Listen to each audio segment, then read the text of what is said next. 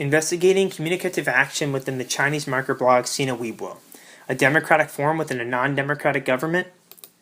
Over the past 7 years, social media has exploded in China. In addition to the impressive numbers, all of these users operate within a government that is unique.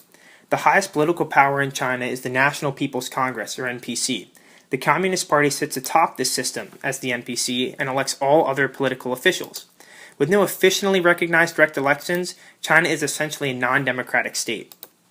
The national government and the Communist Party seek to create a positive public opinion in order to maintain their rule.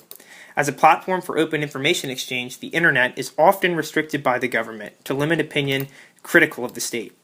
China has taken a unique approach to internet censorship, creating a large virtual perimeter known as the Great Firewall that blocks foreign internet traffic combined with a flatter interior. Within China, private businesses are allowed to operate so long as they comply with government restrictions regarding censorship, surveillance, and information access. Unwilling to comply with restrictions, many foreign businesses do not offer their services in China. In response, the Chinese industry has adopted an observe and replicate pattern with regards to new technology. Of particular interest is the microblogging service Sina Weibo, which had 204 million users as of June 2015. However, what is the role of this new technology medium within the existing non-democratic government structure? Many existing studies have analyzed Sina Weibo as a Habermas public sphere. Within society exist two realms of discourse, the private realm of civil society and the public realm of the government and state officials. The public sphere is an area that bridges the gap between these two realms. As a result, discourse within the public sphere can shape public opinion in a way that may inform democratic political action. Underlying the public sphere is Habermas' theory of communicative action. Communicative action occurs when two parties engage in mutual deliberation with the goal of reaching a common understanding. Communicative action also has three primary traits. First, both parties participate in all roles of discussion. Second, the claims are valid, so the information presented is truthful and accurate. And third, the resulting opinion is mutually agreed upon. This research examines the discourse occurring on Sina Weibo according to the criteria for communicative action. The result will determine if a democratic decision-making process exists within the non-democratic Chinese state.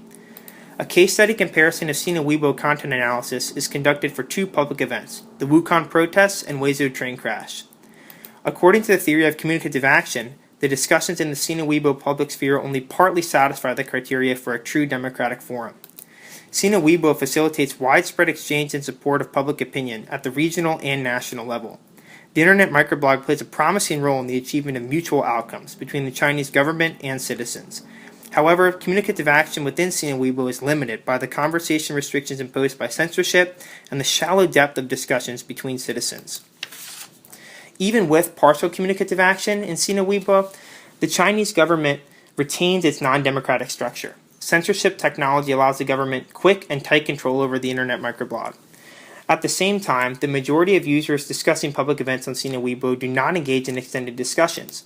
However, the public opinion formed by Sina Weibo users was still able to indirectly inform the government's response to public events. As a result, the presence of microblogging technology enables partial communicative action to exist within non-democratic governments.